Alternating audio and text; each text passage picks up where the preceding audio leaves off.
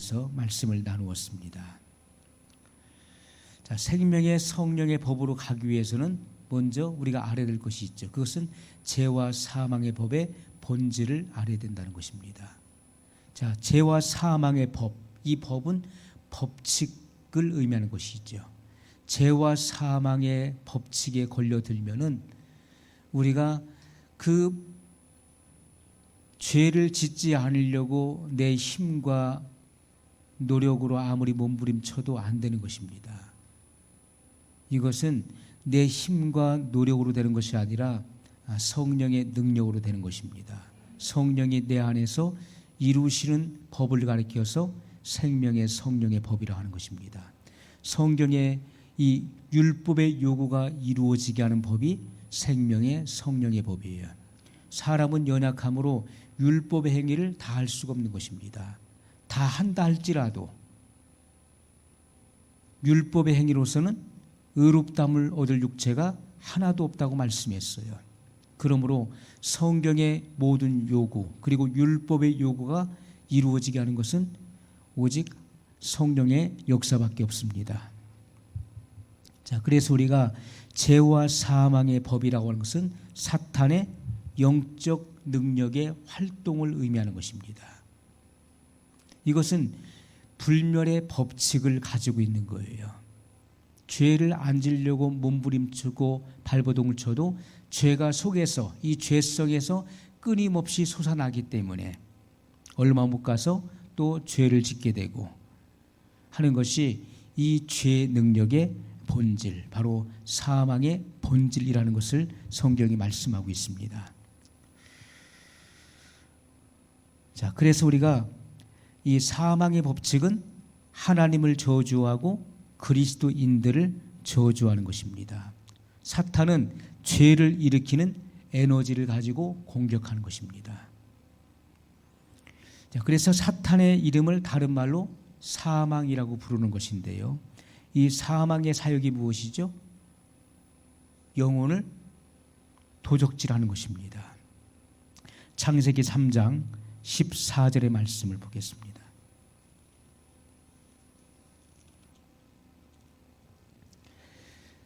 여호와 하나님이 뱀에게 이르시되 내가 이렇게 하였으니 내가 모든 육축과 들의 모든 짐승보다 더욱 저주를 받아 배로 다니고 종신토록 흙을 먹을지니라. 아멘. 자, 뱀이 하와를 미혹해서 넘어뜨렸습니다. 그리고 하와는 선악과를 먹고 자기 남편에게도 주어 먹게 하셨어요. 자, 그런데 하나님께서는 그 책임을 먼저 누구에게 물으십니까? 하나님의 율법을 받았던, 말씀을 받았던 아담에게 먼저 책임을 물으시는 거예요. 그런데 아담이 그 책임을 누구에게 전가합니까? 하와에게 전가하는 거예요. 하나님께서 하와에게 책임을 물으실 때 그 책임을 뱀에게 전가하는 것입니다. 이렇게 부패하고 타락한 인간의 본성에서 솟아나오는 것은 죄로 인정하지 않는 것이죠. 내가 죄를 지었음에도 불구하고 그 죄를 인정하지 않고 남을 탓하는 것입니다. 하나님을 간접적으로 탓하고 남을 탓하는 것이 바로 그 속성에서 솟아나오는 것이죠. 자, 그랬을 때 오늘 14절에 여호와 하나님께서 뱀에게 저주하시는 사건이 나오는데 뱀이 받은 저주가 두 가지로 나타나 있습니다. 여호와 하나님이 뱀에게 이르시되 내가 이렇게 하였으니 내가 모든 육축과 들의 모든 짐승보다 더욱 저주를 받아 첫 번째 뭐죠? 배로 다니고 두 번째 종신토록 흙을 먹을지니라. 자, 이 두 가지의 저주를 내리신 것을 성경이 우리에게 분명히 말씀하고 있습니다. 자, 많은 사람들이 이 뱀을 지금의 이름 뱀, 그래서 과거에는 이 뱀이 손과 발이 있었다. 손과 발이 있었는데 저주를 받아가지고 손과 발이 없어지고 배로 다니게 됐다. 이렇게 해석을 하시는 분도 있더라고요. 자, 우리가 성경을 통해 분명히 아는 것은 마귀도 자기를 광명의 천사로 가장한다라고 말씀하고 있습니다. 그랬을 때 이 옛뱀, 다른 말로 용이라고도 하죠. 이 옛뱀이 바로 이 마귀를 의미하는데, 이가 젠틀맨의 모습으로, 광명한 천사의 모습으로 나타나서 하와를 미혹한 것입니다. 그리고 그가 받은 그 저주의 그 결과, 그 저주는 첫 번째 배로단이라고 했어요. 그 어떤 사람들은 자 봐라, 뱀에게 내린 저주가 배로단이라고 했다. 그래서 지금도 보면은 뱀이 배로 기어다니지 않느냐. 자, 하나님께서 기어다니라고 했습니까? 배로다니라고 했습니까? 기어다니라는 말씀이 있나요? 없습니다. 아니면 배로 기어다니라는 말씀이 있습니까? 아닙니다. 성경은 분명히 배로 다니라 이렇게 말씀하고 있어요. 자, 더욱 저주를 받아 배로 다니고. 자, 그럼 우리가 이 배라고 하는 말의 뜻이 무엇인지 알아야 되겠죠. 이 배라고 하는 말은 히브리어의 가훈이라는 뜻인데, 이것은 탐욕을 의미하는 낱말인 것입니다. 그래서 우리가 탐욕스러운 사람이 뭐라고 합니까? 자기 배만 위하는 자다 이렇게 말씀하고 있잖아요. 그 탐욕의 결과는 무엇입니까? 불과 유황이 타는 못에 던져지게 되는 거예요.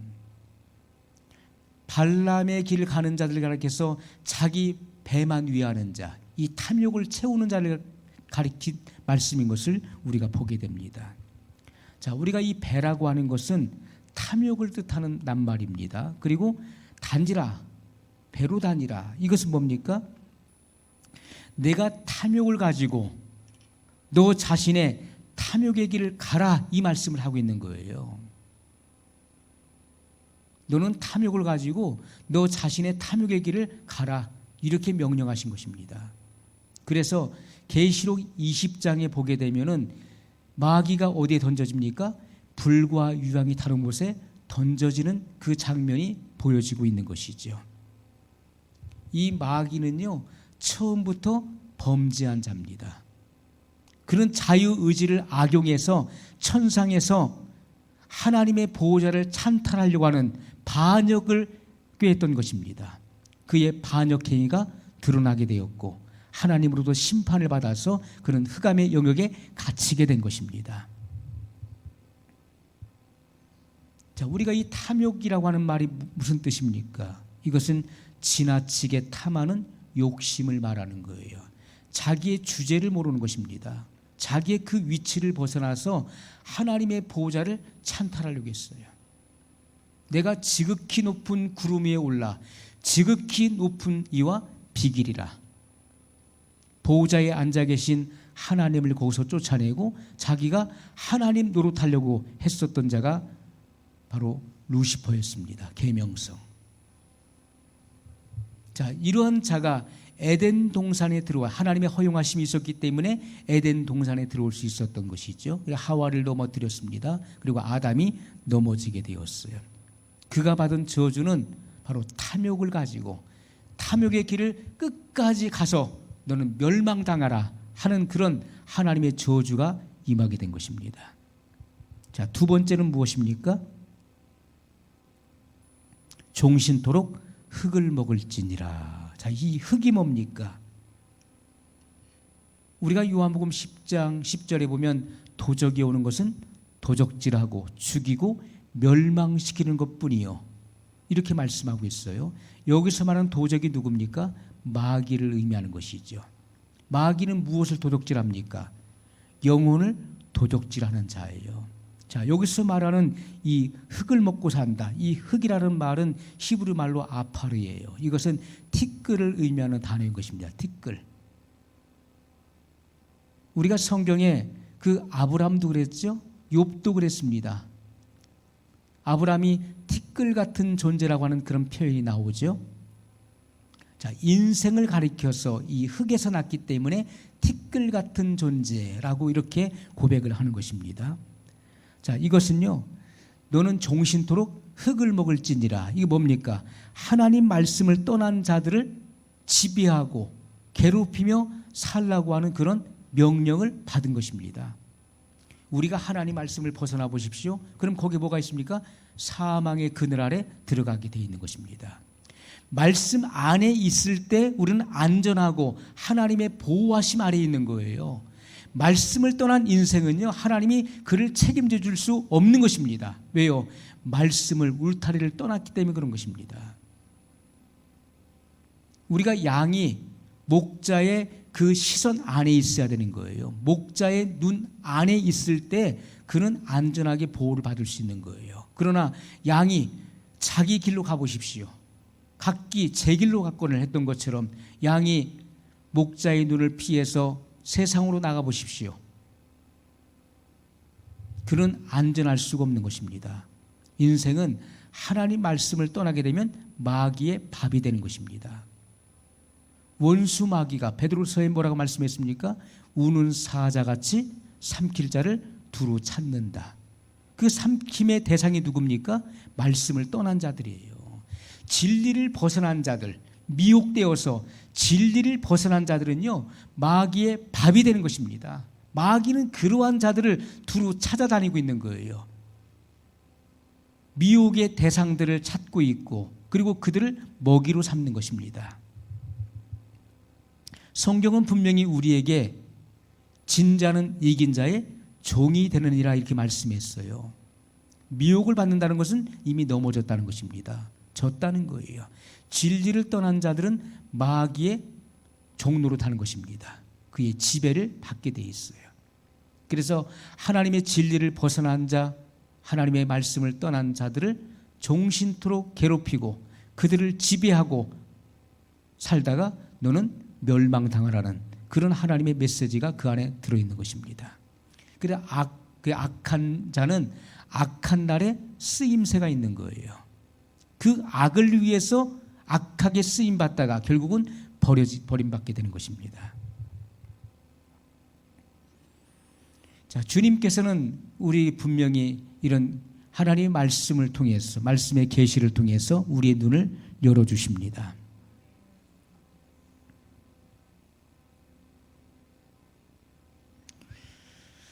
자, 그래서 사망의 사역은 영혼의 도둑질을 하고 그리스도인들을 저주 속에 끌어들이는 것이 목적이라는 것. 한 영혼이라도 미혹하고 끌어들이는 것입니다.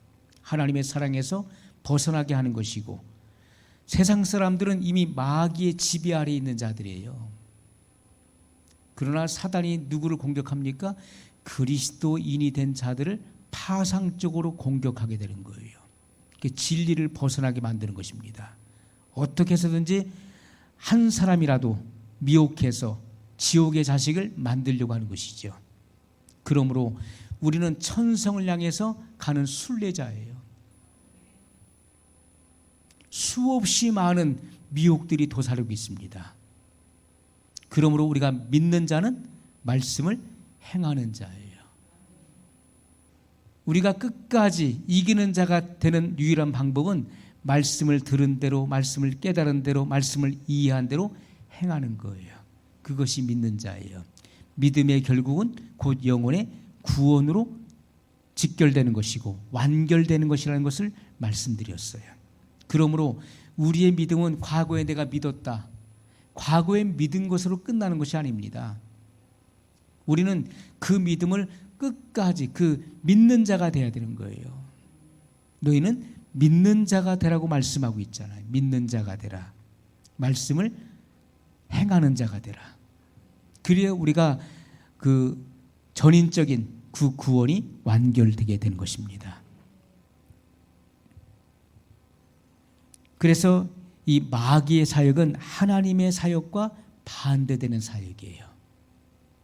그 반대 세력이 있어야만 하나님의 그 위대하심이 부각되고 드러나게 되는 것입니다. 우리가 흑암이 있어야 빛이 부각될 수 있는 거예요. 흑암이 없어 보십시오. 어둠이 없으면 빛이 부각될 수가 없는 거예요. 우리가 온 세상이 다 흰색이다, 밝다. 무엇으로 밝다는 것을 알 수 있겠습니까? 검은 것이 있어야 희다는 개념이 성립될 수 있는 것이죠. 검은 것이 있어야 우리가 희다고 하는 그 개념이 깨끗하다, 성결하다, 밝다고 하는 그런 개념이 설 수 있는 것입니다. 이 땅에 마귀가 들끓어야 하나님의 그 선하심과 그 아름다움과 그 위대하심이 드러날 수가 있는 것입니다. 그러므로 이 땅에서 하나님의 경륜 가운데 하나님께서 원하시는 것은 하나님만을 필연적으로 사랑할 수밖에 없는 존재들을 거두시는 거예요. 하나님의 그런 자녀들을 하나님께서는 거둬가시는 것입니다. 그것이 하나님의 경륜 안에 있는 목적이라는 것입니다. 우리가 영체로 천국에서 지어졌다 할지라도 인격의 주관적 개체로 지어졌기 때문에 우리가 천사장 루시퍼도 타락하게 됐잖아요. 자기의 아름다움에 도취됐습니다. 자기의 완전함에 고무되어서 그는 자기의 그 신분을 망각하게 되었고 하나님을 반역하는 반역의 길을 갔던 것입니다. 그러므로 인격의 주관적 개체를 가지고 있는 이상 얼마든지 그 자유의지를 남용할 수 있다는 것입니다. 악용하게 되면 타락하게 되는 것입니다. 그래서 하나님의 구원 계획은 무엇입니까? 하나님의 이 경륜 안에 구속사가 있는데 인류는 반드시 죄를 범하고 타락해야 되는 것입니다. 그래서 그 죄악의 깊은 나락 속에 떨어져야 되는 거예요. 그 절망 속에 빠져있는 그 인간에게 하나님께서 육신의 몸을 입고 이 땅에 오셔서 그 구원의 손을 우리에게 내미시는 것입니다. 그 절망 속에서 구원자 하나님을 향해서 내가 손을 내미는 거예요. 그랬을 때 나 같은 죄인 영원히 파멸과 영원히 멸망할 수밖에 없는 망할 수밖에 없는 나를 살리시기 위해서 하나님이 사람의 몸을 입고 이 땅에 오셔서 나를 구속하신 그 사랑 앞에 내가 굴복되어질 때 그때 비로소 나는 나의 온 마음과 전 생애를 바쳐서 그분을 사랑할 수밖에 없는 필연적인 존재가 되는 것이죠. 그 사랑 앞에 굴복되는 것입니다. 그러한 사람이 하나님의 자녀들이에요. 그러한 하나님의 자녀들을 이 땅에서 만드셔서 하나님의 나라로 옮기시는 것이 하나님의 경륜 안에 있는 구속사의 목적이라는 것입니다. 우리가 이러한 하나님의 경륜을 보는 안목이 열려야 되는 거예요. 아니, 하나님께서 왜 선악과를 만드셨을까? 선악과를 안 만드셨으면 애초부터 사람은 범죄하지 않았을 거고 타락하지 않았을 텐데. 그래서 사람은요 항상 성경을 보면서 어디로 뛰어갑니까? 에덴 동산으로 뛰어가는 거예요. 그리고 선악과에 대한 퀘션을 항상 가지고 있는 거예요. 그러면 성경은 풀리지가 않는 거예요. 하나님의 경륜이 무엇인지 전혀 열리지가 않는 것입니다. 선악과는 하나님의 경륜 안에 이것은 필연적인 사건인 것입니다. 필연적인 사건이에요. 선악과가 없으면은 인간은 범죄할 수 없는 거예요. 타락의 길을 갈 수가 없습니다. 그래서 하나님께서는 선악과를 만드셨고 하나님의 경륜의 그 안목으로 봤을 때 인간은 필연적으로 타락해야만 되는 것입니다. 그래서 우리가 성경을 좀 더 구체적으로 본다면은 아담이 범죄하고 타락했을 때 하나님께서는 손뼉을 치신 거예요. 손뼉을 치신 거예요. 이제야 비로소 구속사의 길이 열려지는 것입니다. 인류 구속사의 길이 열려지는 거예요. 그래서 하나님께서는 즉시로 장차 오실 예수 그리스도를 계시하시잖아요. 인간은 범죄하고 타락하여서 그 죄의 수치를 가려보려고 무화과 나뭇잎을 따서 그 부끄러움을 가려보려고 했지만은 가릴 수가 없었던 것입니다. 그것은 얼마 못 가 시들어져 버렸어요. 또다시 무화과 나무 잎을 엮어서 치마를 만들지만은 그들의 그 죄의 수치가 가려지지 않았다는 것입니다. 그래서 하나님께서는 짐승을 잡아 피를 흘려 가죽옷을 입혀주셨어요. 이것이 바로 예수 그리스도 장차 어린 양으로 이 땅에 오셔서 인류의 죄를 대속하실 구원자 예수 그리스도를 예표했다는 것입니다. 그것이 바로 하나님의 경륜 안에 있는 인류 구속사를 하나님께서 계시하고 있는 장면인 것입니다. 그러므로 아담과 하와가 구원 받았을까요? 못 받았을까요? 구원받은 것입니다. 아담과 하와가 그래서 구원을 받은, 어떤 사람은 인류의 죄를 태생시킨 아담이 어떻게 구원받았습니까? 그 지옥 갔습니다, 이렇게 말하는 사람이 있는데, 그가 지옥 갔을 것 같으면 하나님께서 가죽옷을 지어 입혀주실 리가 없는 것입니다. 아담에게는 회개할 기회가 주어진 거예요. 그러나 루시퍼는 회개할 기회가 주어지지 않은 것입니다. 그는 완전한 존재로 지음을 받았어요. 하나님과 완전한 인이었다라고 이사야서에 말씀하고 있습니다. 완전한 인, 도장의 인과 같이 그렇게 아름답고 출중한 존재로 지음을 받았습니다. 그는 자범죄, 고범죄를 지은 것입니다. 스스로 죄를 지은 자예요. 최초의 범죄자예요. 그렇기 때문에 그에게는 회개할 기회를 주시지 않았던 것입니다. 그를 추종했었던 하늘의 별 3분의 1 천사들에게도 회개할 기회를 주시지 않았어요. 그들을 흑암의 영역에 가두셨습니다. 그러나 아담은 미혹을 받아서 넘어져 범죄했기 때문에 회개할 기회를 주셨다는 것이죠.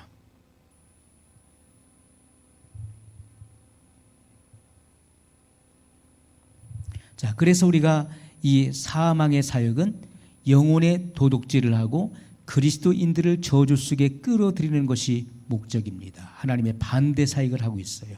고린도전서 15장의 말씀입니다.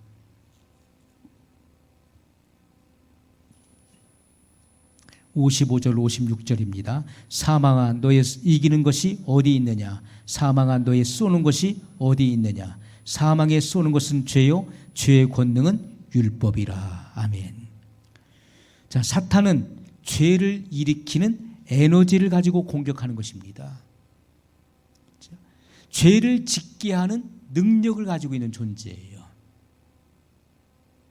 이 사탄은 무엇을 가지고 인류에게 도전합니까? 이 죄를 가지고 도전하는 거예요. 죄를 짓게 하는 능력을 발휘하는 것입니다. 사망아 너희 이기는 것이 어디 있느냐? 사망아 너희 쏘는 것이 어디 있느냐?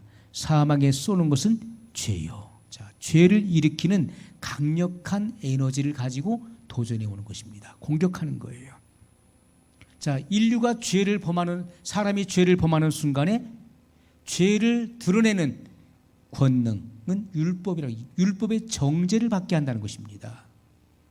율법의 정죄를 받는 그 인간은요, 죄인의 신분으로 떨어졌기 때문에 그는 이 율법에 준엄한 판결을 받게 되는 것입니다. 영원한 사망에 처해지는 거예요. 지금도 마귀는 끊임없이 이 죄를 일으키는 에너지를 가지고 죄를 짓게 만들어요. 죄로 영혼들을 미혹하는 것입니다. 이 죄에 떨어지게 해서 영원한 사망으로 이끄는 그 일들을 하고 있는 것이죠. 요한복음 10장 10절의 말씀,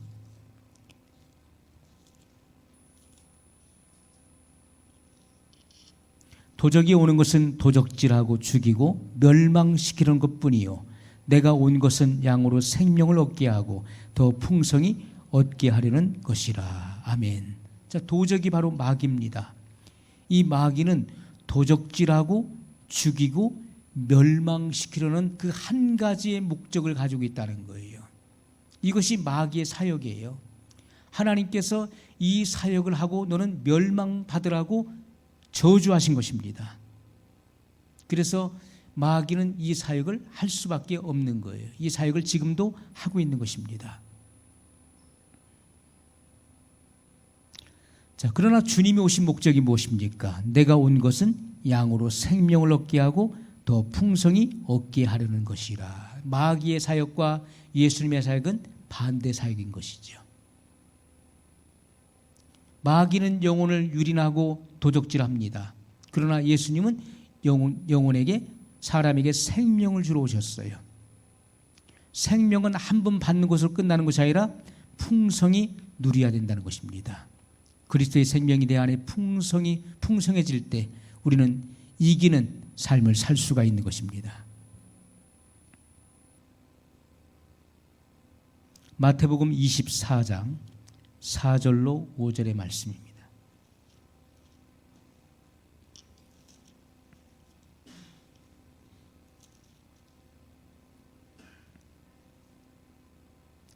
예수께서 대답하여 가라사대 너희가 사람의 미혹을 받지 않도록 주의하라. 많은 사람이 내 이름으로 와서 이르되 나는 그리스도라 하여 많은 사람을 미혹해 하리라. 아멘. 자, 미혹을 받는 자는 어디에 들어갑니까? 마귀의 지배 아래 들어가게 되는 것입니다. 우리가 절대로 미혹돼서는 안 되는 거예요. 진리를 끝까지 고수하고 진리를 사수해야 되는 것입니다. 하나님 말씀만이 참이에요. 말씀을 들은 대로 행하는 자가 믿는 자예요. 그러나 우리가 바른 길을 가다가 미혹된 길로 갈 수 있는 것입니다. 미혹을 받는 자는 마귀의 지배하에 들어가게 되는 거예요. 우리가 이 세상 가운데 가장 강력한 미혹은 바로 사람의 미혹이에요. 마귀는 사람을 통해서 사람을 미혹하는 것입니다. 사람의 미혹을 우리가 받지 않기 위해서는 바른 분별력을 가져야 돼요. 그 분별은 하나님의 말씀으로부터 나오는 것입니다. 하나님 말씀을 바르게 알아야 돼요. 그 말씀이 우리의 믿음의 체계를 바르게 세워줄 때 우리는 그 어떤 시험과 미혹 앞에서도 흔들리지 않게 되는 것입니다. 야고보서 1장 14절로 15절의 말씀입니다.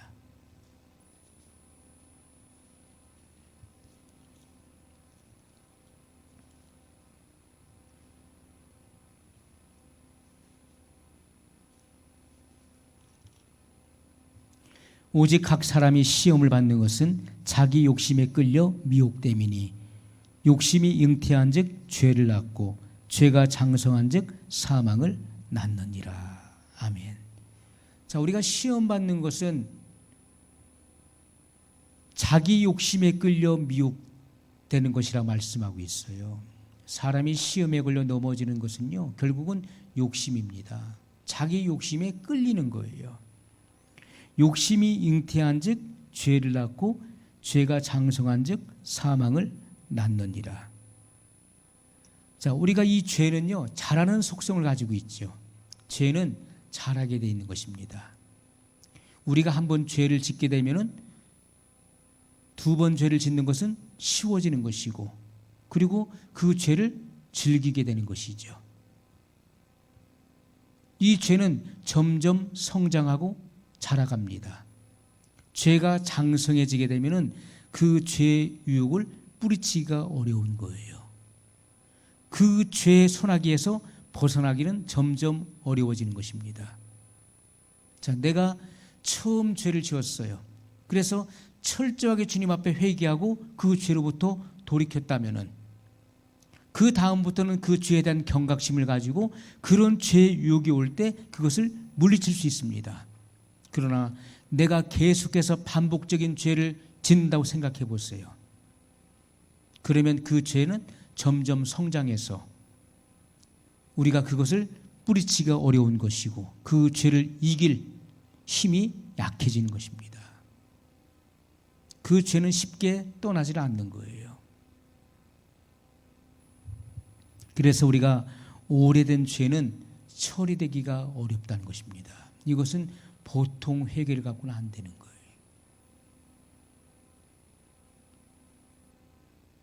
주님 앞에 목숨을 내놓고 그렇게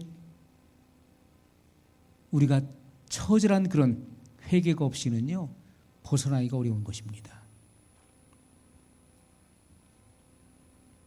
그리고 우리가 요한일서 1장 9절에 만일 우리가 우리 죄를 자백하면 저는 미쁘시고 이로사 우리 죄를 사하시며 모든 불의에서 우리를 깨끗게 하실 것이요, 이렇게 말씀했어요.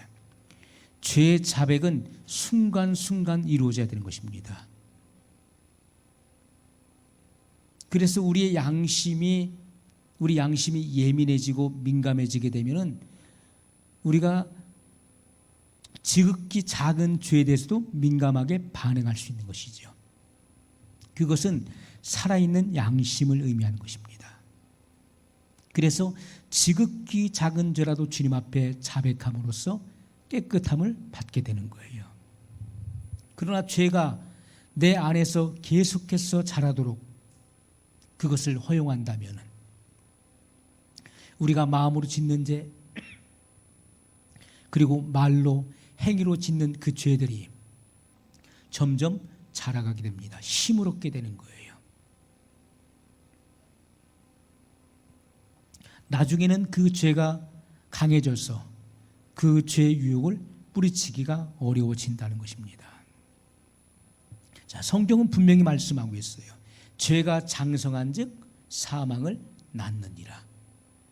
죄의 세력이 커져서 우리가 그 죄를 뿌리치고 이길 힘이 없을 때 우리는 그 죄 그 아래 지배를 받는 것입니다. 결국 그 사람은 어떻게 됩니까? 영원한 사망에 처해지게 된다는 거예요. 영원한 사망. 주님께서 우리에게 말씀하시는 것은 죄를 버리라고 말씀하고 있는 것이죠. 성경은 우리에게 죄를 버릴 것을 명령하고 있는 거예요. 눈의 범죄, 손과 발의 범죄에 대해서 단호한 조치를 주님은 취하고 계시죠. 뽑아버리라, 잘라버리라, 찍어버리라 말씀하고 있죠. 그러나 우리는 어떻습니까? 우유부단하죠. 그 죄를 놓고 싶지 않은 것이죠. 죄와 함께 같이 가고 싶은 것입니다.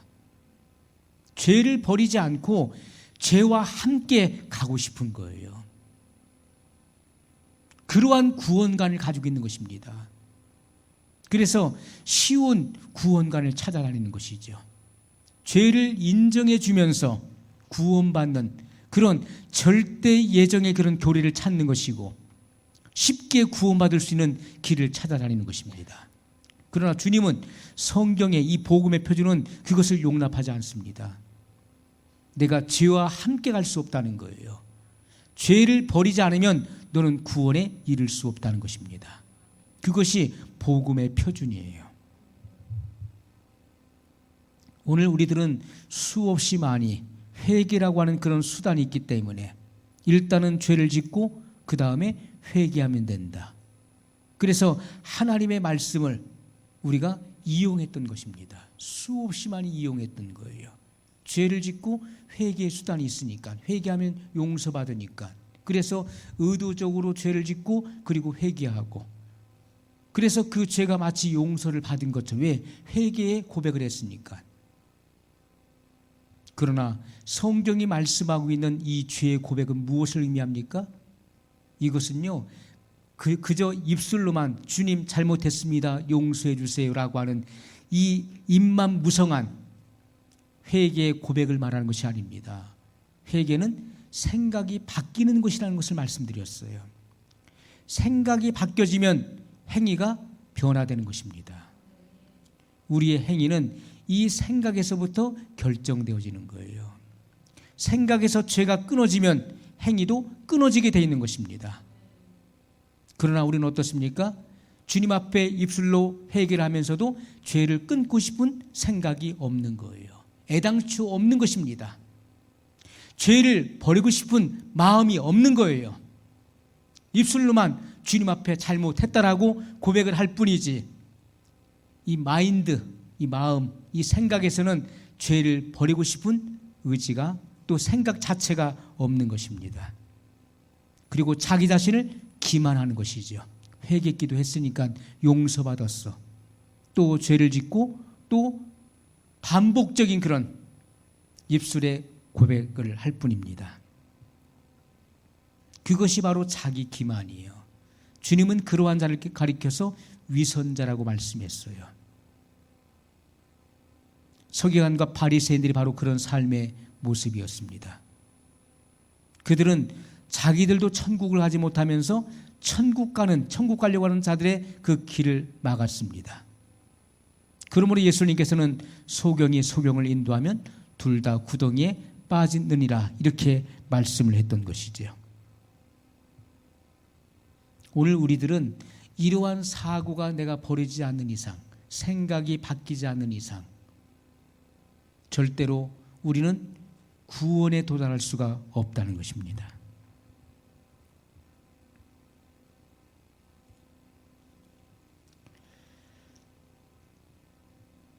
요한일서 3장 8절 말씀 보겠습니다. 요한일서 3장 8절 말씀. 죄를 짓는 자는 마귀에게 속하나니 마귀는 처음부터 범죄함이니라. 하나님의 아들이 나타나신 것은 마귀를 멸하려 하심이니라. 아멘. 자, 죄를 짓는 자, 죄를 짓는 자. 우리는 믿는 자에 대해서 말씀을 나눴습니다. 믿는 자는 말씀을 행하는 자다. 말씀에 근거하여 행하는 자가 믿는 자예요. 자, 그것처럼 죄를 짓는 자, 이 죄도 끊임없이 습관적인 죄가 마치 습관화되어서 죄를 짓고 있는 자를 말합니다. 죄를 짓는 자는 마귀에게 속하나니. 자, 마귀의 자녀예요. 이것은 누구를 본받는 일을 하는 것입니까? 자기 아버지 마귀의 본을 받아서 그 같은 일을 한다는 거예요. 마귀는 처음부터 범죄자잖아요. 마귀는 처음부터 범죄함이니라 이렇게 말씀하고 있어요. 최초의 범죄자는 마귀입니다. 마귀는 끊임없이 그 범죄를 일삼아왔어요. 그것처럼 마귀의 자녀들은 죄를 짓는 일을 습관같이 계속해서 하게 된다는 거예요. 왜요? 그것이 마귀의 자녀라고 하는 증표라는 것입니다. 죄를 짓는 자는 마귀에게 속하나니, 그 소속이 마귀예요. 하나님의 아들이 나타나신 것은 마귀를 멸하려 하심이라. 자, 하나님의 아들이 나타나신 그 일은 현저합니다. 그것은 마귀를 멸하려 하심이라. 하나님의 생명이 들어간 자는 그 죄가 끊어지고 중단되어지는 것이죠. 왜요? 새로운 본성을 받았기 때문에 죄를 이기게 됩니다. 죄를 무력화시키고 이기는 삶을 살아가게 된다는 것을 말씀하고 있는 것입니다. 하나님께로서 난 자마다 죄를 짓지 아니하나니, 이는 하나님의 씨가, 이 씨가 뭡니까? 말씀이죠. 생명을 말하는 것입니다. 하나님의 씨가 그 속에 거함이요 저도 범죄치 못하는 것은 하나님께로서 났음이로다. 하나님께로서 난 자가 누굽니까? 하나님의 자녀예요. 새로운 피조물을 말하는 것입니다. 자, 하나님의 자녀는 어떤 일을 합니까? 하나님의 자녀들은 의를 행하죠. 하나님의 뜻을 행한다는 거예요. 하나님의 말씀대로 행하는 자가 바로 하나님의 자녀들이라는 것입니다. 마귀의 자녀는 뭐랍니까? 죄 짓는 일을 반복해서 하는 것이라고 말씀하고 있어요. 자, 그러므로 성경은 우리에게 분명히 말을 합니다. 말씀하고 있어요. 하나님의 자녀와 마귀의 자녀들이 드러나는데 그들의 하는 그 행위가 현저하게 구분된다는 거예요. 하나님의 자녀들은 뭘 합니까? 의를 행한다. 10절에 이러므로 하나님의 자녀들과 마귀의 자녀들이 나타나나니 무릇 의를 행치 아니하는 자나 또는 그 형제를 사랑치 아니하는 자는 하나님께 속하지 아니하니라. 하나님의 자녀들은 의를 행한다. 그 의는 하나님의 뜻을 행한다는 거예요. 하나님의 말씀이 하나님의 말씀 속에 계시되어 있습니다. 이 말씀대로 행하는 자가 하나님의 자녀들이고 마귀의 자녀들은 죄를 짓는 일을 행한다는 것입니다. 자, 그 예를 들었어요. 형제를 미워하는 자, 형제를 사랑하지 않는 자는 하나님께 속한 자가 아니다. 이렇게 말씀하고 있습니다. 그러므로 우리는 그의 행위를 통해서 그들의 행위, 그들의 생애를 통해서 그가 하나님께 속한 자인지 마귀에게 속한 자인지 구분할 수 있다는 것을 말씀하고 있는 것입니다. 자, 마귀는 육체의 정욕에 빠지게 하는 능력을 가지고 있습니다. 베드로후서 2장 말씀입니다.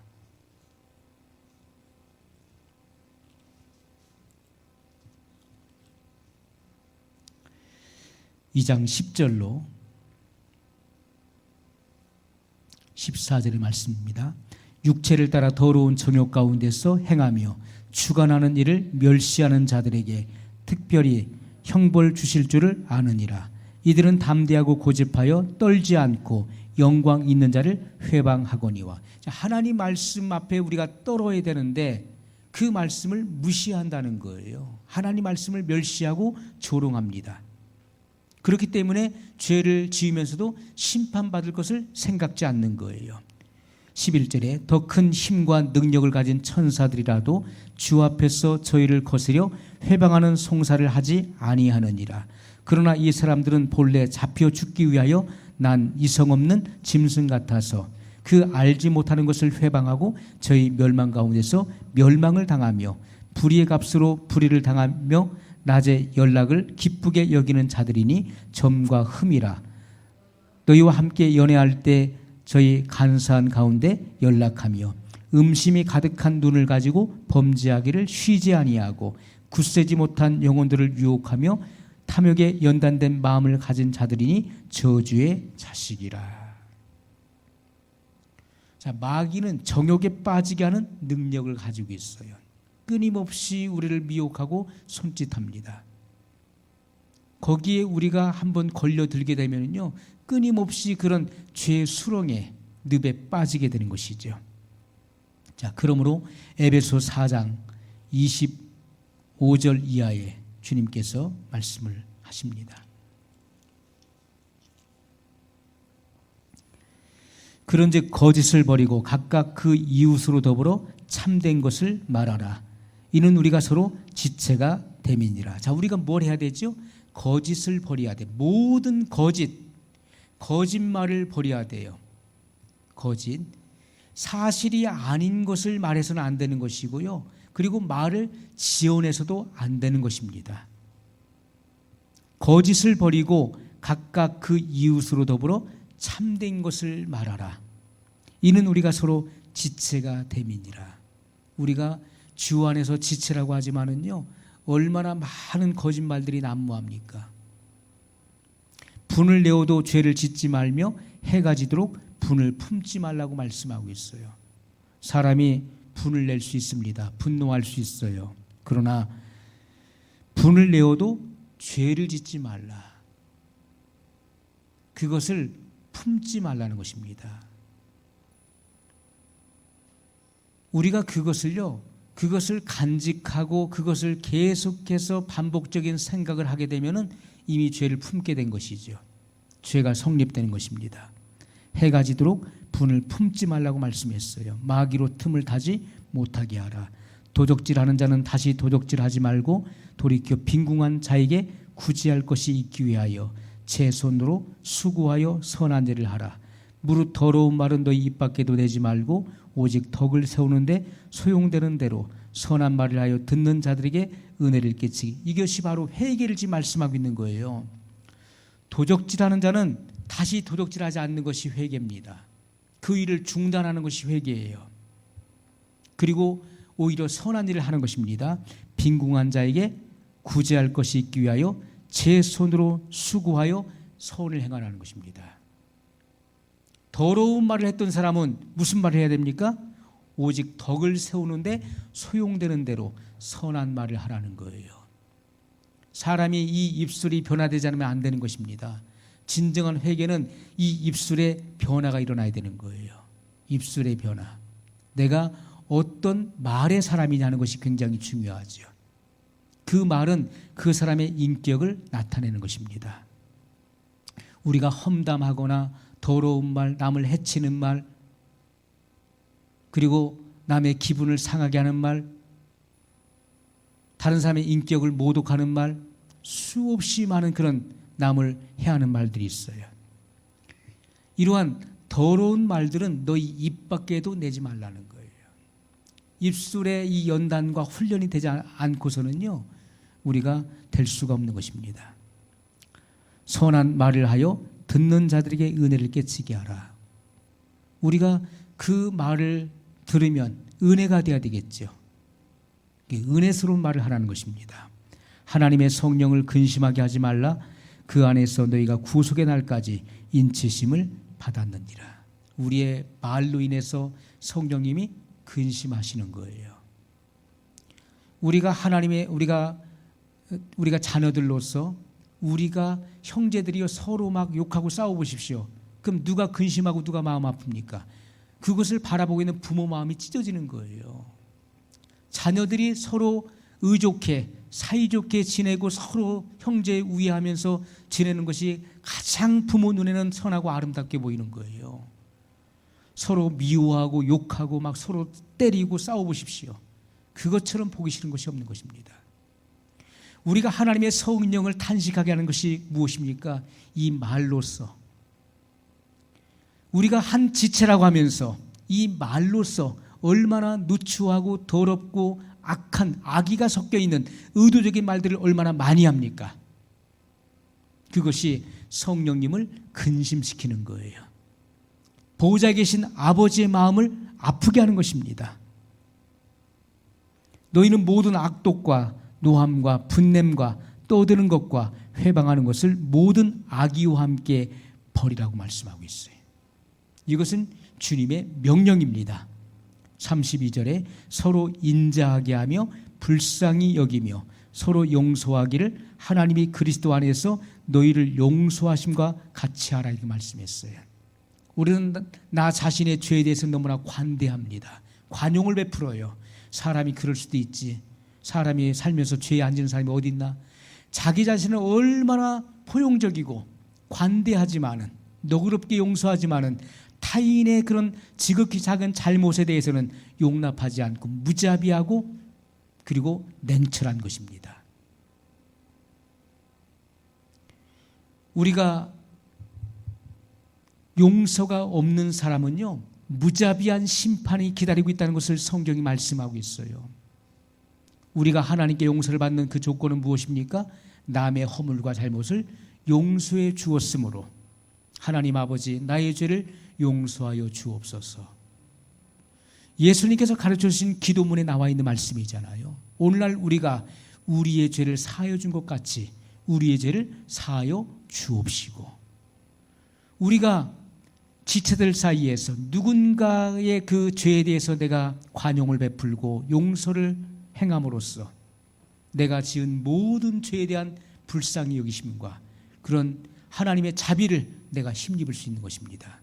그러나 내가 남의 죄를 용서하지 않으면서 내가 지은 죄에 대해서는 용서받으려고 할 때 하나님이 용서치 않으신다는 거예요.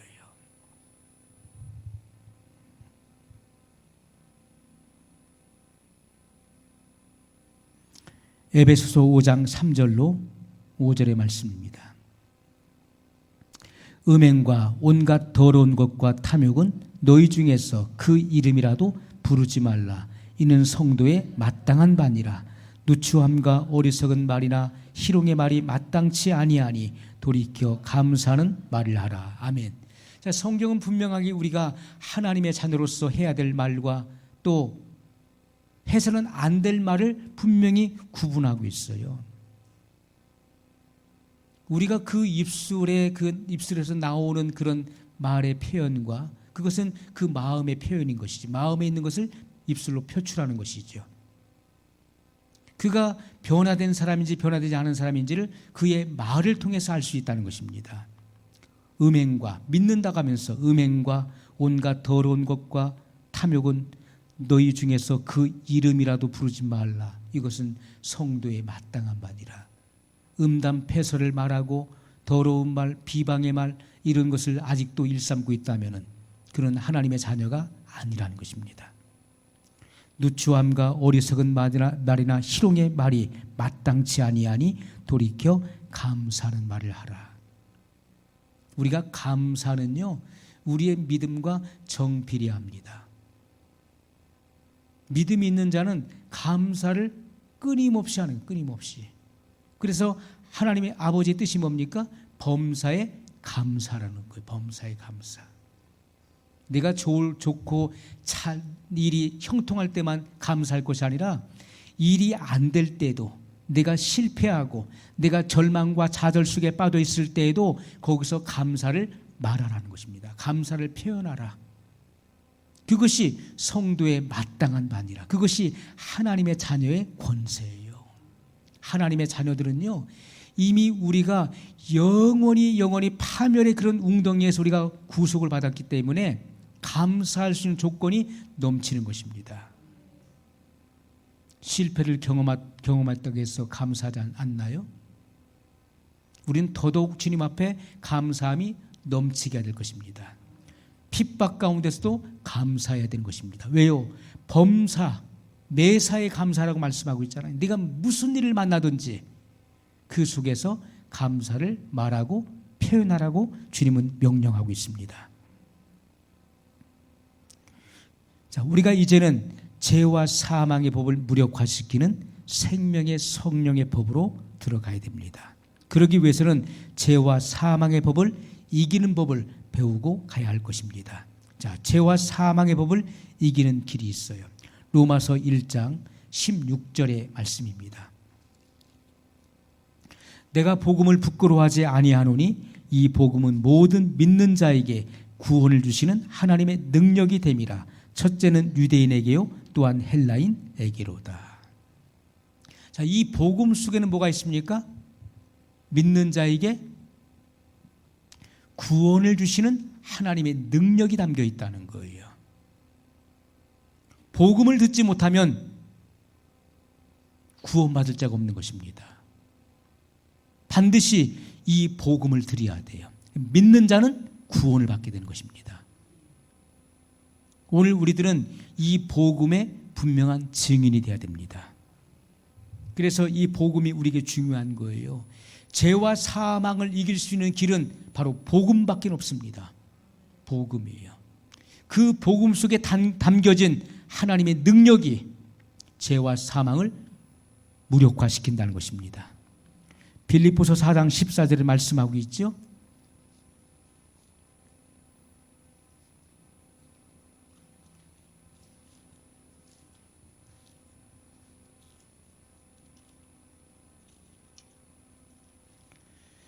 내게 능력 주시는 자 안에서 내가 모든 것을 할 수 있느니라.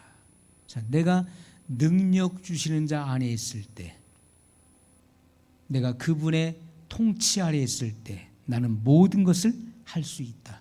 내게는 불가능한 것이 없다는 거예요.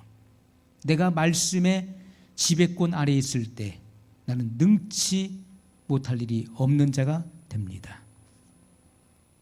자, 우리는 생각하기를 큰 것을 많이 생각하죠. 큰 결단, 또 큰 회개, 또 우리가 크게 깨닫는 것, 또 큰 은혜, 뭔가 큰 것을 받아야만 되는 걸로 생각을 합니다. 무조건 큰 게 좋은 거예요.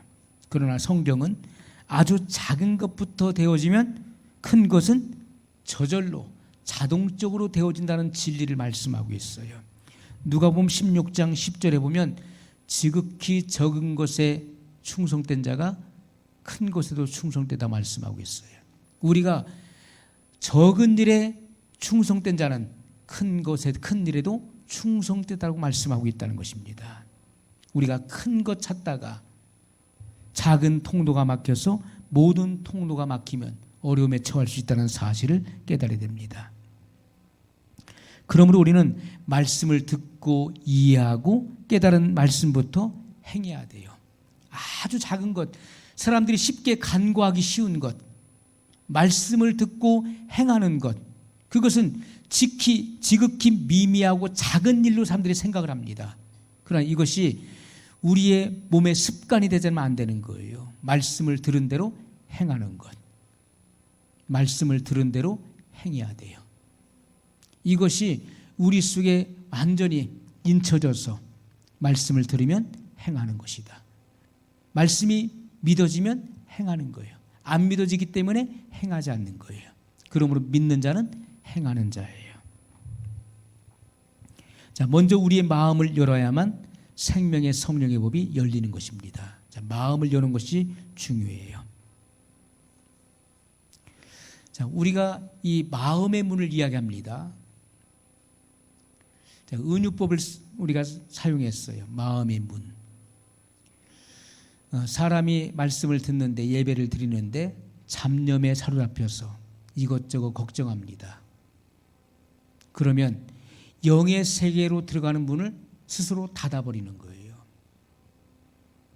우리가 주님 앞에 나왔을 때는 내가 가지고 있는 어떤 문제를 할지라도 그 문제를 다 내려놔야 되는 거예요. 내가 그것을 가지고 여기서 잡념에 빠져 있게 되면은 영의 세계로 들어가는 그 문을 스스로 닫아버리게 되는 것이죠. 우리가 하나님 말씀에 집중할 때 그때 영계로 들어가는 문이 열리게 되는 것입니다. 영의 세계로 들어가게 돼요. 잠언 4장 23절의 말씀입니다.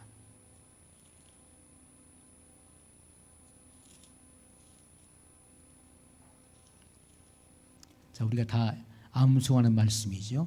무릇 지킬 만한 것보다 더욱 내 마음을 지키라. 생명의 근원이 이에서 남이니라. 자, 마음은 생명의 근원인데 여기서 말하는 이 마음은 마인드인가요? 하트인가요? 이것은 마인드, 이 생각을 말하는 것입니다. 자, 무릇 지킬 만한 것보다 지켜야 될 것이 많이 있지만은 그 중에서 더더욱 지켜야 될 것이 있는데 그것은 내 마음을 지키라는 거예요.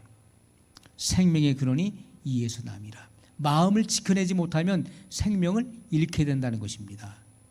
그러면 이 마음이 왜 중요합니까? 마음이 중요한 이유가 있어요. 자, 마음은 뭐랍니까? 이 생각은 상상의 날개를 펴는 거예요.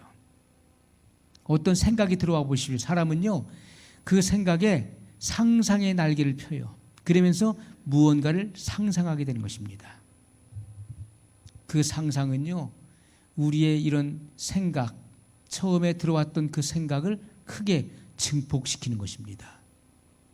우리는 생각할 것 그 이상을 생각하게 돼요.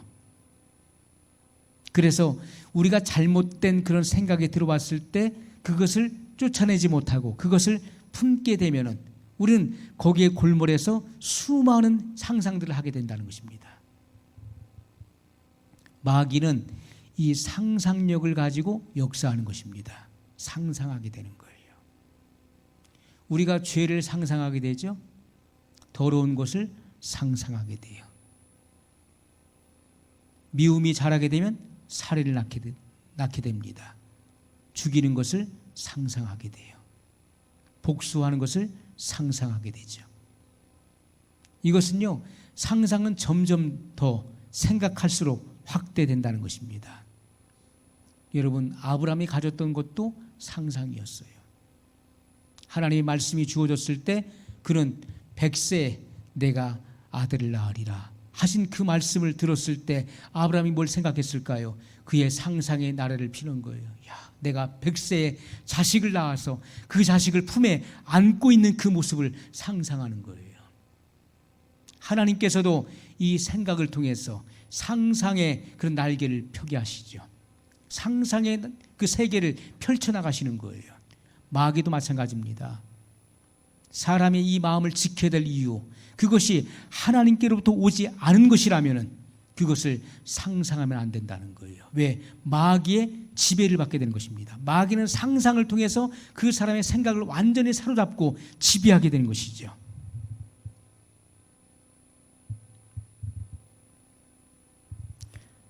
잠언 5장 12절 말씀 12절로 14절입니다.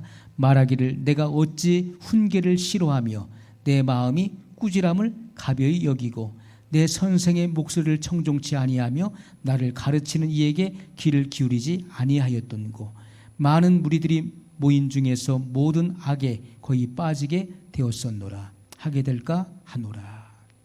자, 미련한 사람은요, 훈계를 멸시합니다.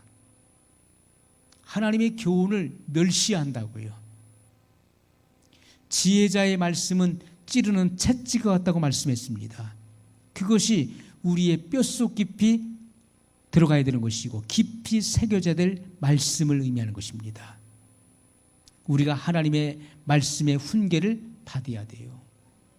그 말씀이 나를 책망할 때, 회개를 촉구할 때 그 말씀의 길을 닫아버리고 등을 돌려서는 안 되는 것입니다. 그 말씀을 달게 받아야 되는 거예요. 그것이 찌르는 채찍과 같이 내게 뾰족한 것이 있어서 나를 찌를 때 그 말씀 앞에 내가 겸손히 낮아져서 회개해야 되는 것입니다. 여러분, 오순절날에 사도 베드로의 설교를 들었던 유대인들이 어떤 일을 행했습니까? 그들이 마음에 찔림을 받았다라고 말씀하고 있어요. 복음에는 반드시 찌르는 것이 있는 것입니다. 복음을 듣는데 내게 아무런 찔림이 오지 않는다 하는 것은 비정상적인 것이죠. 복음에는 반드시 찌르는 것이 있는 거예요. 뾰족한 것이 있어서 그의 존재의 중심을 찌르는 것입니다. 그 죄의 전곡을 찔러요.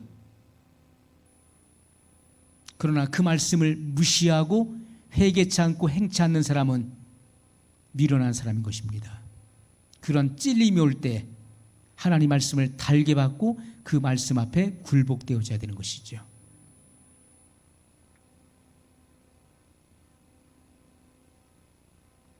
시편 66편 잠언 18장 12절 말씀부터 보겠습니다. 사람의 마음의 교만은 멸망의 선봉이요 겸손은 존귀의 앞잡이니라. 자, 교만이 멸망의 선봉이 된다는 것입니다. 교만한 사람은 쓸모가 없는 사람이에요. 하나님은 교만한 사람을 쓰지 않습니다. 우리는 어느 곳에 가든지 교만한 사람은 쓸모가 없어요. 겸손은 존귀의 앞잡이니라. 우리가 주님 앞에 철저하게 비고 비운 마음을 가져야 돼. 겸손히 낮아지지 않으면 절대로 안 되는 것입니다. 시편 66편 18절 말씀입니다.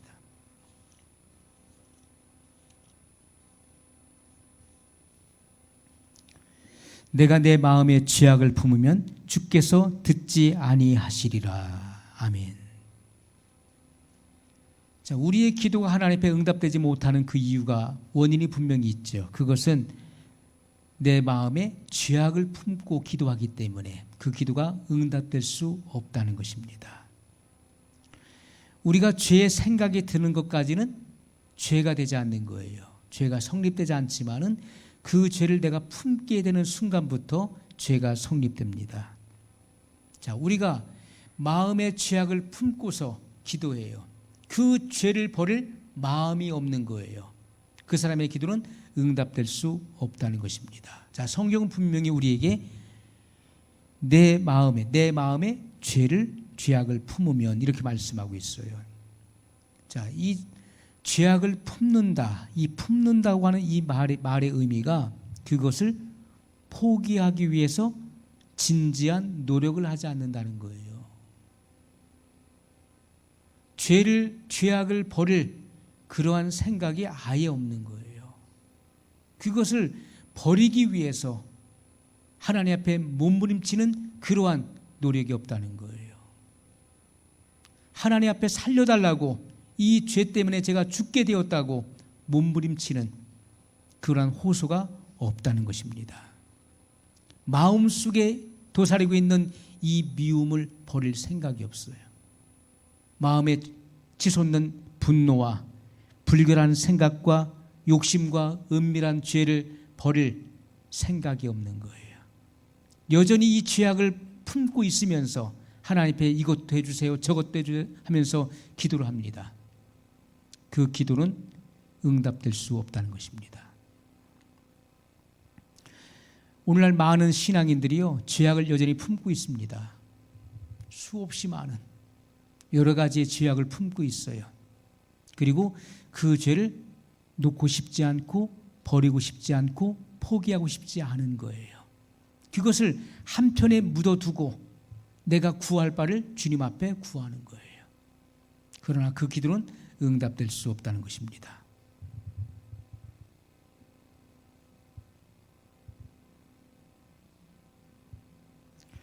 자, 자존심을 버려야 마음이 열립니다.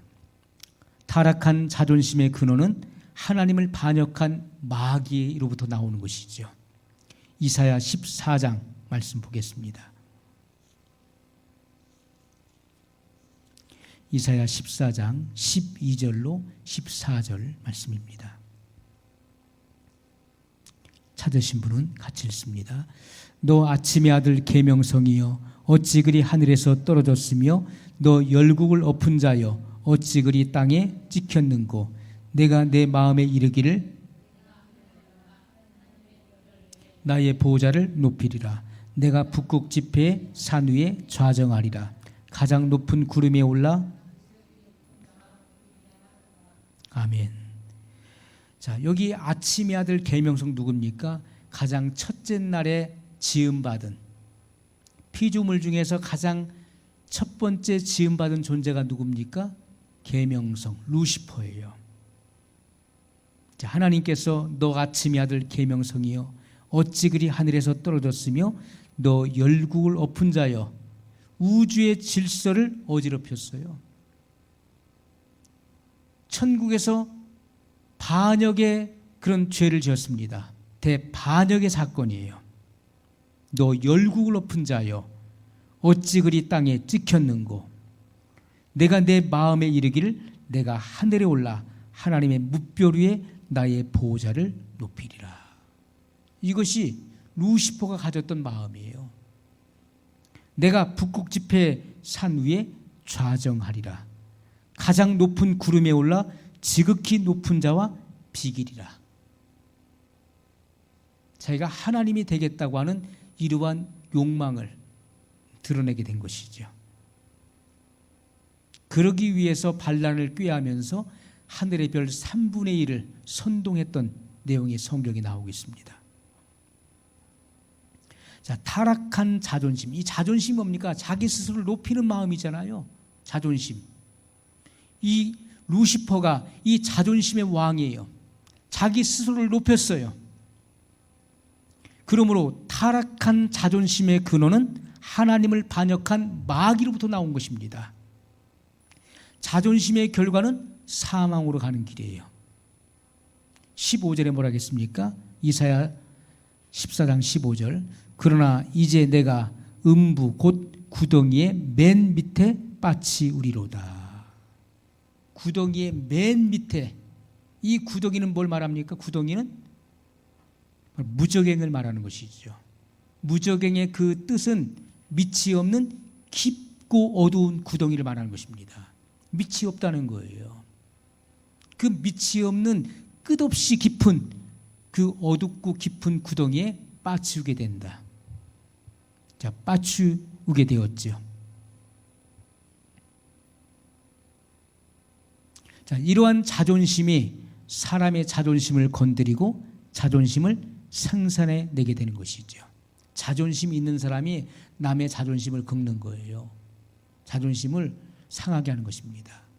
상처가 있는 사람이 남의 상처를 건드리는 것처럼, 상처를 입히는 것처럼 자존심이 센 사람이 남의 자존심을 건드려요. 그리고 자존심에 사로잡혀 잘못해놓고 절대로 잘못했다는 말을 못하는 것이, 그게 자존심이에요. 내가 잘못했으면 잘못했습니다라고 고백을 해야 되는 거예요. 그런데 자존심이 강하기 때문에 잘못해놓고도 잘못했다는 말을 못하는 거예요. 안 하는 것이죠. 그게 자존심이에요. 겸손한 사람은 남에게 해를 입히면 잘못했다고 고백하는 거예요. 용서를 구하는 것입니다. 형제와 사화하는 거예요.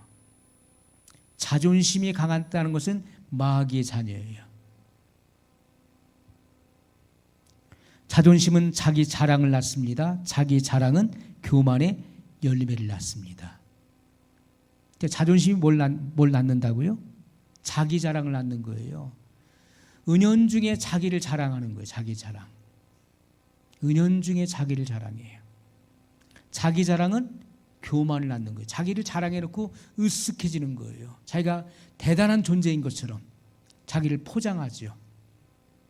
그래서 바울이 3층천에 있었던 그 일들을 간증하면서 뭐라고 합니까? 내가 부득불 자랑하노니. 부득불한다. 어쩔 수 없이 사도의 그 사도권을 인정하지 않고 회방하니까, 그리고 자기들이 뭔가 대단한 존재인 것처럼 지극히 미미한 것들을 자랑하고 포장하니까 바울이 뭐라고 합니까? 내가 부득불 자랑하노니. 내가 어떤 사람을 알고 있는데 그 사람이 셋째 하늘에 올라갔었던 그 일들을 내가 말하노라. 그렇게 말하고 있어요.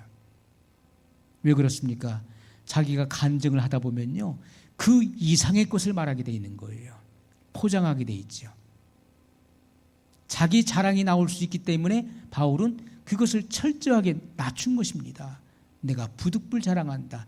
마치 제3자를 설명하는 것처럼 자기 이야기를 제3자 이야기를 하듯이 하고 있어요.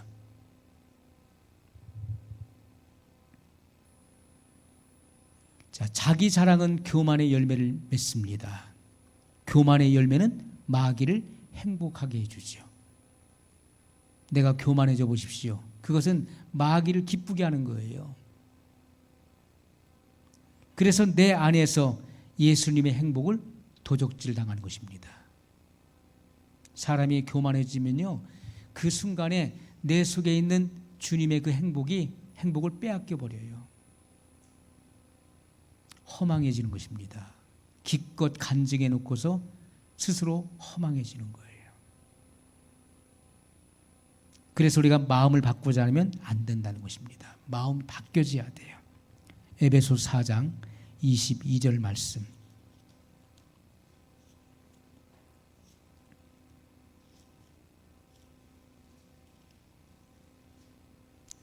에베소 4장 22절로 24절의 말씀입니다. 같이 읽습니다. 너희는 육의 욕심을 따라 썩어져가는 구습을 쫓는 옛사람을 벗어버리고 오직 심령으로 새롭게 되어 하나님을 따라 의와 진리의 거룩함으로 지으심을 받은 새 사람을 입으라. 아멘. 자, 성경은 우리에게 분명히 말씀하고 있어요. 너희는 유혹의 욕심을 따라 썩어져가는 구습을 쫓는 옛사람. 누구의 본성입니까? 누구의 마음이죠? 마귀의 마음. 아담으로부터 유전한 망령된 행실, 우리 속에 이 옛 본성이 들어왔어. 그런데 23절에 오직 심령으로 새롭게 되어. 이것은 뭘 말합니까? 거듭남, 본 어겐을 말하는 거예요. 거듭남으로써 새로운 본성을 받게 되는 것입니다. 그러므로 옛 본성이 아닌 새 본성으로 행할 수 있게 되는 거예요. 24절에 하나님을 따라 의와 진리의 거룩함으로 지으심을 받은 새 사람을 입으라. 이 새 사람이 뭐죠? 새로운 피조물을 말하는 것입니다. 거듭난 새 사람, 하나님의 본성을 받은 사람을 의미하는 것입니다. 그러므로 우리가 옛것으로 돌아가서는 안 되는 거예요. 우리가 심령이 새로워져야 되는 것입니다. 이것은 거듭남으로써 우리 자신의 위치와 신분을 망각해서는 안 된다는 거예요. 사람은 자꾸 옛것으로 돌아가려고 하는 그런 속성을 가지고 있어요. 옛것으로 자꾸 돌아가려고 그러죠. 옛 습관으로 돌아가려고 하는 거예요. 제가 걸음걸이에 대해서 말씀을 드렸어요. 팔자걸음을 막 걷는데요. 어려서부터 나도 모르게 걷다 보니까 그것이 팔자걸음인 것을 알았어요. 뒤늦게. 그래서 그 팔자걸음을 고치려고 교정기를 끼우고 그리고 그것을 의식하면서 걷기 시작합니다. 그런데요, 그 의식을 못하는 순간에 여지없이 내가 팔자걸음을 걷고 있는 거예요. 또 팔자걸음 걷고 있네요. 나도 모르게 옛날로 돌아가 버린 거예요. 내가 교정기를 끼고 있는데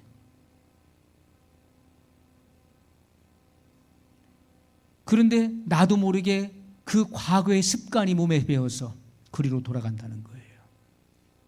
내가 하나도 변화되지 않은 것처럼 내 안에 그리스도의 생명이 없는 것처럼 그렇게 또 그런 옛 타성에 젖게 되는 거예요. 그러므로 우리는 이 마인드, 생각을 바꿔야 되는 것이고요. 우리는 거듭났다는 것은 심령의 변화를 받았다는 것입니다. 우리는 새로운 피조물이 된 거예요. 영의 재창조를 말씀하고 있어요. 그러므로 우리는 어떻게 됩니까? 하나님의 가족으로 우리는 태어났고 하나님의 자녀로 태어난 것입니다. 그러므로 우리의 신분을 끊임없이 고백해야 돼요. 오늘 아침에 눈 뜨셔서 신분을 고백하셨나요? 나는 하나님의 자녀다. 나는 하나님의 의가 되었다. 나는 예수 그리스도의 이름을 사용할 권리와 특권을 가진 자다. 나는 하나님의 후사다. 하나님의 나라를 기업으로 상속받을 상속인이야. 나는 예수님과 함께한 공동 후사야. 나는 예수님의 이름으로 행할 수 있는 능력을 가지고 있는 자다. 이러한 사실을 고백하셨나요? 또 잊어버리는 거예요. 또 잊어버린다고요. 생각해야지, 고백해야지 하고서 또 잊어버려요. 우리는 이것이 습관이 될 때까지 가야 되는 거예요. 습관이. 이것이 의식과 무의식 속에 항상 살아있어서 습관이 돼야 돼요. 그래야 우리가 마귀의 모든 견고한지를 파괴시킬 수 있는 것입니다. 옛 습관과 본성으로 돌아가지 않는 거예요. 이미 우리는 새 본성을 받았기 때문에 새로운 본성 안에서 사고하고 행할 수 있게 되는 것입니다. 자, 성경은 분명히 이것을 우리에게 말씀하고 있어요. 오늘 집에 돌아가면서도 계속해서 고백하십시오. 자, 남을 먼저 생각하는 작은 습관이 나 자신의 마음을 열어주는 것입니다. 이것이 그리스도를 섬기는 마음이에요. 예수님도 섬겼는데 우리가 못 섬길 이유가 없는 것입니다. 마태복음 20장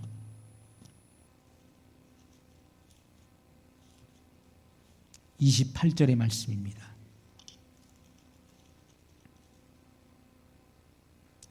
인자가 온 것은 섬김을 받으려 함이 아니라 도리어 섬기려 하고 자기 목숨을 많은 사람의 대속물로 주려 함이니라. 아멘. 자, 예수님은 섬김을 받으러 오신 것이 아니라 섬기러 오셨다고 말씀했어요. 자기 목숨을 많은 사람의 대속물로 주러 오셨다라고 말씀했어요. 예수님께서 섬기셨는데 우리가 못 섬길 이유가 없다는 것입니다. 마태복음 23장 10절로 12절의 말씀입니다.